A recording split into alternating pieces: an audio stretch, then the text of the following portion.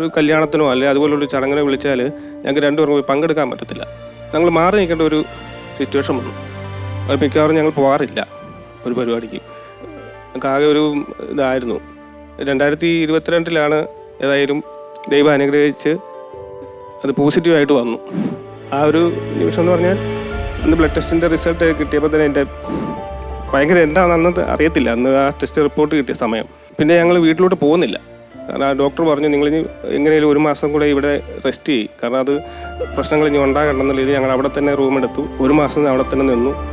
പിന്നെ ആ 1 മാസത്തെ ഈ സ്കാനിങ്ങും കഴിഞ്ഞതിന് ശേഷം നോർമൽ കുഴപ്പമില്ല പൊക്കോളാൻ പറഞ്ഞു.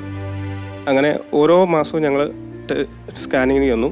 അങ്ങനെ 8 മാസവും 9ാമത്തെ മാസം ഏകദേശം ആയപ്പോഴത്തേനും ഞങ്ങൾക്ക് 2022 ഏപ്രിൽ 18 രാവിലെ 9:35 മോളെ കയ്യിലൊട്ടി.